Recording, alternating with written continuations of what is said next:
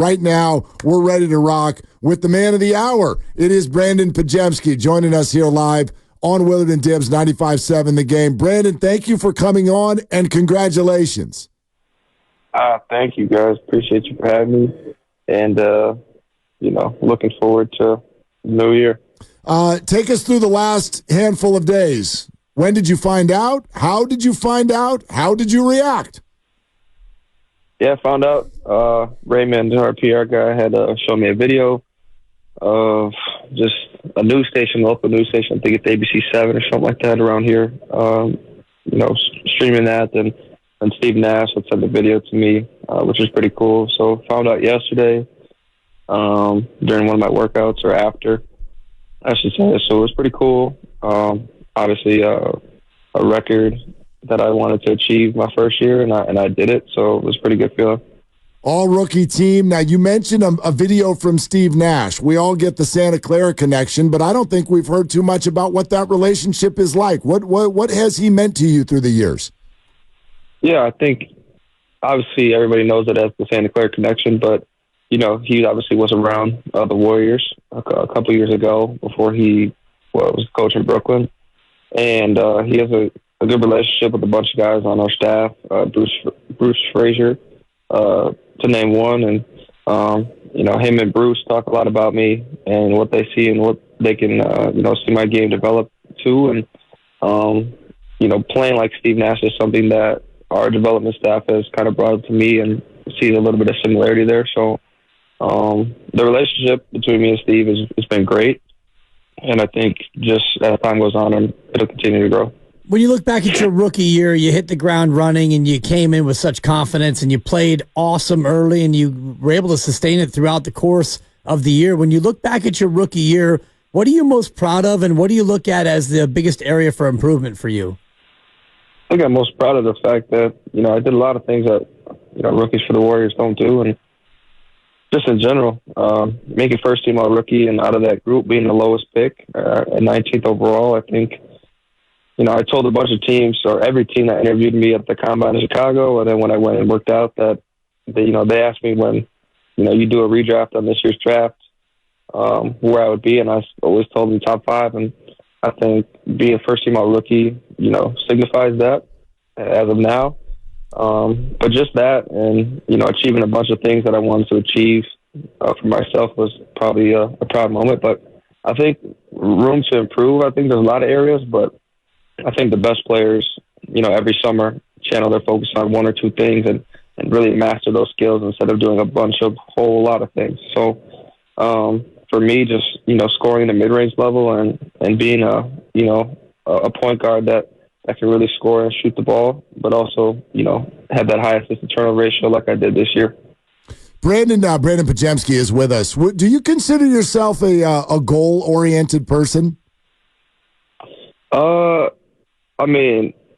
I would say to an extent. I think goals are more generated off the court for me, meaning, I have those goals written down, but when I'm playing, I'm not necessarily thinking about it. It's just whatever can I do to help the team win, and I think the goals will come with it. So, when I'm playing the game, I'm not like, well, I need to be first team all rookie. It's just you just do whatever you can out there to help the team win, and the goals and the accomplishments always fall in line behind it.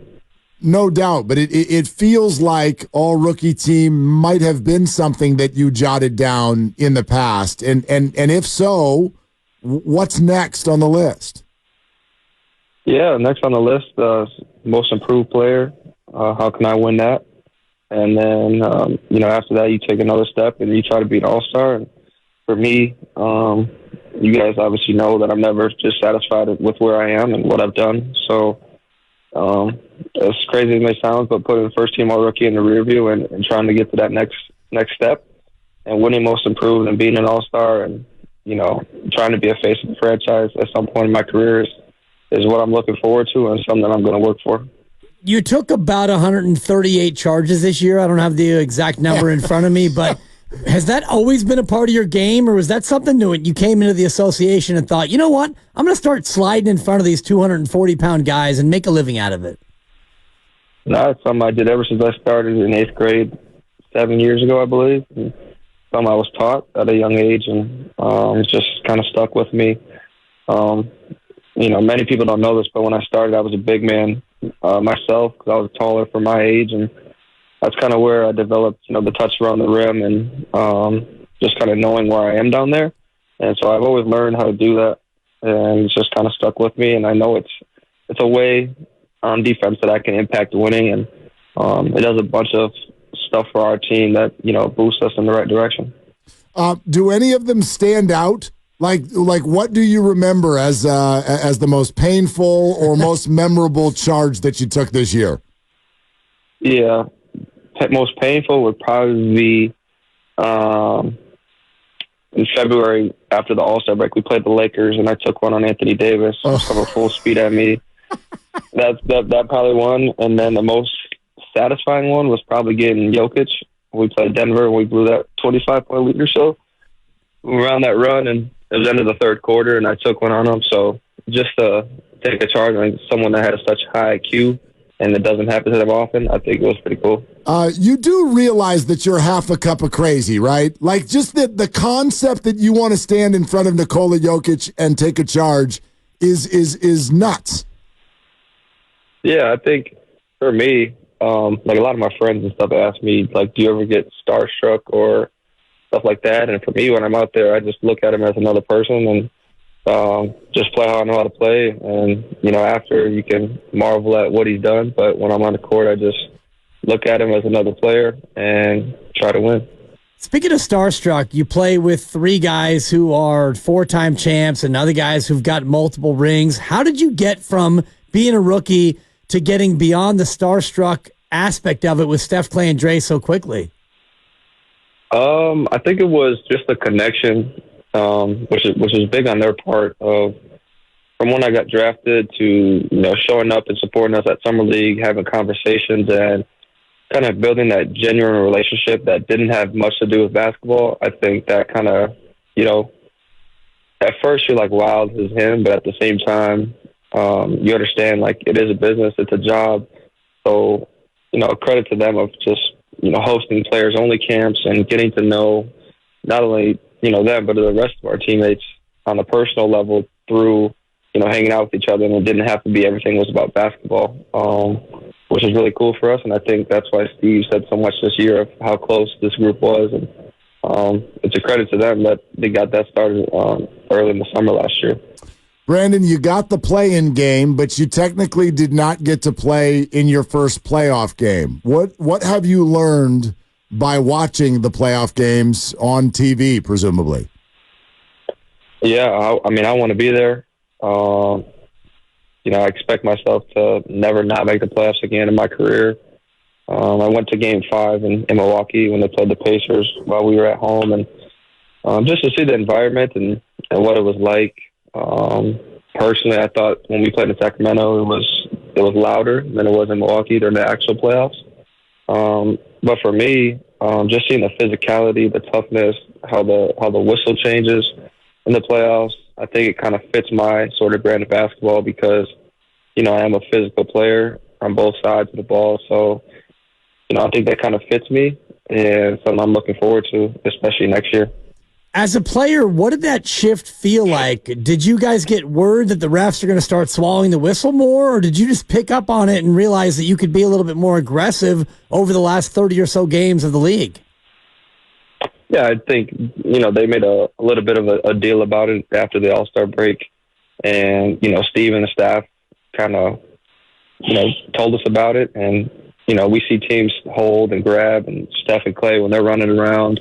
And so we kind of just used kind of that same mentality and kind of started doing the same things to the other teams. And obviously they start to let stuff go. And, the tic-tac fouls aren't being called as much, which is, is a benefit to us because we have such physical guys.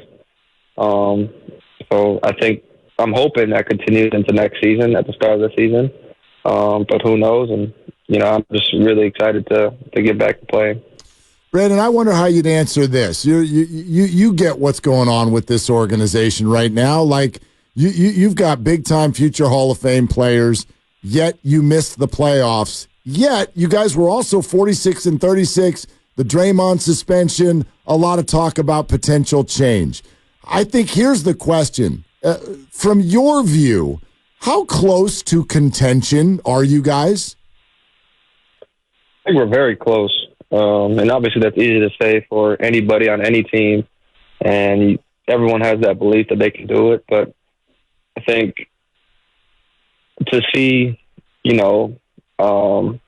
the old guys mixed with the new, mixed with the young, I think it's something that we can, put together. And seeing, Mike Dunleavy's plan and Joe Laco's plan of, drafting Jonathan and Moses and letting them develop, but also then drafting me and Trace, who had experience in college and were ready to impact, and, meshing that together, and now going into a second year with all four of us, with the combination of Steph, Clay, Draymond, and, whoever else is with us when the time comes. I think it's just, it's set up for success. And, it's another year, like I said, of experience of us playing all together. And you can't hide for a ring, and it doesn't just happen on accident. So those guys know what it takes, and, we're there to help them and get them to the promised land. What are your plans for the summer? Obviously getting better and playing basketball, but anything else other than out there in the grind in the gym? Not so much. I mean, the May and June is going to be, big 8 weeks for me. And then obviously July is summer league, and I'll play in a couple of games of that just to, have the ball in my hands a little bit more. Obviously they want to see kind of what that looks like with me and Trace. So, just do that, and then I'll take some time off, probably the end of July, early August, and then, get right back into it. Looking forward to training camp, which is the end of September. So it's coming quick, and, I've never had an off season like this. I've been, on a straight grind for, 2.5 years now without any break. So to take those 2 weeks off after we lost to Sacramento was, something very uncommon for me, but I think it was much needed. Brandon, speaking of Trace, who you've mentioned a couple of times, a near miss for the all-rookie team for him. Have you talked to him in the last 24 to 48 hours? Yeah, I saw him this morning. I saw him yesterday. And, I mean, he knows it. I don't got to say anything to him. And I said yesterday in my press conference that, knowing him and knowing what he's about and what he stands for, what he wants for himself, he's just going to use it as, motivation to be that much better. And to be honest, I kind of just gave him kind of the flip of the coin of it and just told him, like, hey, the All-Star game is here next year. I think me and you both can be, on the Rising Stars team together and win. And I think that'd be super cool, especially it being in San Francisco. So just kind of look at it from a different perspective. But he knows he should have made it. We all know he should have made it. You ask a lot of people in the NBA, they would say he should have made it too, just based upon his impact, how much he helped us win in the second half of the season, and, doing that in such a short amount of time. And then ended up starting, with the best group we had out there. So it was pretty impressive, at least from my perspective. And Brandon, here's the question we really are dying to ask you. Now that you're on the all-rookie team, you think they know how to pronounce your name now? I hope so, but, people always forget it, somehow mess it up, which is okay. Maybe once I'm an all-star, they'll figure it out. Yeah, we've made actually quite a side living out of all of the mispronunciations, and I hope you don't mind that we've had a little bit of fun at not your expense, but at everyone's expense, getting to know you a little bit. Yeah, it's a fun thing. No one has ever, said it correctly on the first try. They've always had to hear it from someone else or hear it from me, so I'm used to it by now. Well, Brandon, to that point, we would like to play you a little montage of what people have done to your name so far in your rookie year, and maybe you could point out your favorite one. Take a listen to what's happened on our show this year. Podziemski, Poughkeepsie kid. Podziemski, Podziemski. Okay, there it is. Your vote to best mispronunciation goes to who? Probably Podziemski. That's probably the most common one and the one I get the most because they try to say it how it's spelled. But yeah, probably that one. Okay. All right. One of those mispronunciations was Shams, by the way, which I couldn't believe. Right. All right, there you have it. The Poughkeepsie kid. Yeah, there it is. There he is. Hey, Brandin, thank you so much, and congrats again. Yeah, thank you, guys. Appreciate you for having me, man. All right, there it is. Say it slowly. Brandin Podziemski. Yep. Who had Summer Leaguer. No comment on Sham Sharania. Yep, and that's, no comment. He doesn't want to get quoted on that, and, maybe, he thought that it was Shams Sharania, and he didn't want to, be a part of the... He's like, I don't even